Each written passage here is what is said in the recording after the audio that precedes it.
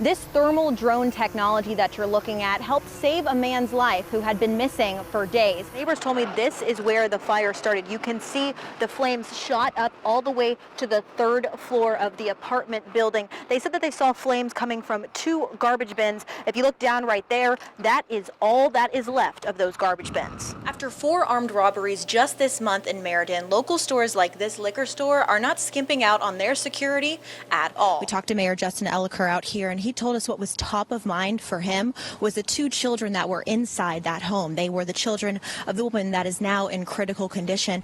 Quinnipiac, are you okay? The bathrooms were being closed because there was so much sickness in there. The university told us that they've had several reported cases of norovirus. This is what about 300 tons of road salt looks like. The fans here for Jelly Roll and Post Malone are one word: resilient. The rain and the poncho doesn't bother them, but resilient's also a good word for the neighbors that live across the street that are going to have to be hearing this. Mike, you've been here all day. What are you hearing from voters? Somebody's bathroom. You are looking at what it looks like to live inside of the concierge apartments in Rocky Hill right now. We're here at Bacchus Emergency Room. You can feel the camera shaking. It's so windy. But I wanted to take you guys back to where it started. It was right here in 2023 when Ramon Yates was shot, just waiting for the bus. There's a man talking loudly on the phone who is naked. A naked man outside screaming in the middle of a blizzard. That's what renters at the Deer Valley Townhomes in Ellington woke up to. I did want to show you guys how busy it's been. I got here around 2. The water distribution site started at 3, and we've seen 3 truckloads of water come in. Hey, Nico. I'm doing the thing. We gotta go now because the news is here. On top of bravely fighting brain cancer, news cameras are nothing 5-year-old Nico Fazzino can't handle. You remember how to do selfie? Oh, that's me.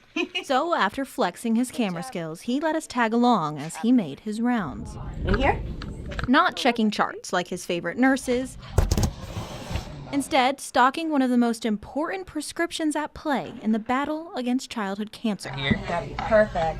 It's in front of the camera. Toys. And you get your blood draw or you have a visit with the medical team, then you can pick a prize on your way out as a positive memory. Specialists like Alexander Panza at Connecticut Children's aim to help kids stay strong and keep smiling. Do you want to hold my hand? Yeah. But staying strong isn't a choice for moms like Michelle Fazzino. It's a requirement. This is a club that no parent or family wants to be a part of. However, I have found it to be a very, very supportive one. But it was in that club that she found her strength. Everyone keeps telling me they can't believe I am running this while having my son go through treatment and do everything, but this is the only way I know how to cope with this lifestyle. So, partnering with Connecticut Children's, Michelle posted a wish list of everything she'd seen help her superstar smile. They have Legos. You did this last week, right? And in just days, Nico was back on the floor. Yeah. Stocking shelves with support sent from strangers. It makes me cry. Like it's so beautiful to see complete strangers rallying for Nico and the other children. Rallying behind fighters like Nico. Through every bump in the road. For a town with more hotels than square miles, Windsor Locks is never short on vacancies. But one now condemned hotel stands fully vacant after guests were forced to evacuate. They all seem to be asking us, why did this take so long? I said, I just found out about this at 2 o'clock.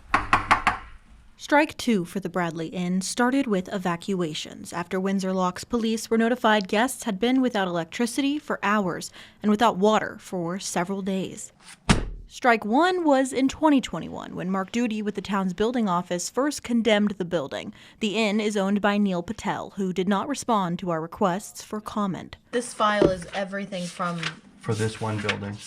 Wow. And officials with the health and fire department told me the details of what they saw inside those hotel rooms could fill several file cabinets. Here's one that I'm telling you, they didn't live here for less than 30 days. There's 3 refrigerators in this one. There's a vacuum here. There's more alcohol than most bars have on the table over there. Legally, the hotel can't have guests stay longer than 30 days, but officials say some guests reported living inside the hotel for years, even families. These are kids' shoes. Yep. There was 6 children displaced Officials let guests come back to pack their things. However, Charlene Burns told me she can't bring the most important things with her. Luna, hello, baby. Her and her 2 cats have lived at the inn since October, and her temporary hotel setup doesn't allow pets. It seems like I'm losing everything. And I can't lose my cats, too. Burns told us she's currently looking for a foster family for her cats while she finds a new home, and the town works to get the hotel out before a 3rd strike. What's your best outcome for this situation? My best outcome is that this particular hotel doesn't reopen. You guys obviously usually just do this, the 2 of you, right? Yeah. Yes. Hiking is Madison Herrick and her dad Jordan's love language. Dad's really fast, but I'm better. But the 11-year-old elevation expert and her dad found their climb up Mount Fristle Saturday a bit crowded. I'm her friend from school. Madison is my niece. She's my cousin. And we're friends of their families. Known as Nana and Papa. Madison is our granddaughter. Madison's uncle and aunt and her 2 cousins. And me. I met Madison on Mount Whitney, the highest point in California, and she told me about her goal 2 years ago. Wait, what goal? I'm going to hold the world record for the youngest female to hike the highest point in every state. Woo! For the past 2 years, the Connecticut native has been hitting the highest heights in every state across the country. Rainier, Wyoming, Gannett Peak, Utah, Kings Peak. But saved the last one for her home state, surrounded by the people that made it possible. Fun. They're slowing you down a bit, you can be honest. Yeah. While her entourage may have been slower than her, they lifted her up through the whole thing. I'm Mom. Dad.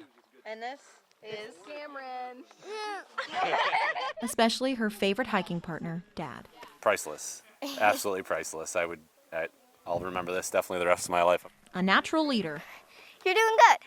Madison led almost 30 of us up a 2.4-mile hike to the peak of the state, 900 feet in the air. How hard is this on a scale of 1 to 10 for you? Like a 1. Okay. Yeah, like a 1 for me too. It's light work for Maddie, and the best part is leaving her mark. Basically saying that you were there at the top of the mountain, and when you sign the book, you put like the date and where you're from. You did it! Woo!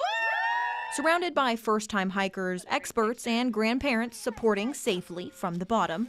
Hi, Grandma! Grandpa! What's next? Well, going down, but also maybe a few pleas to Mom on their next plan. We're going to do Kilimanjaro, and then Rainier, and then hopefully Denali if Mom lets us. There's no limit for Madison and her dad. Well, maybe an okay for Mom, but she wouldn't have it any other way. And I honestly couldn't have picked a better father for my children. And though the views are temporary, memories with Dad, those are etched into the skyline of America forever. I'll never forget this.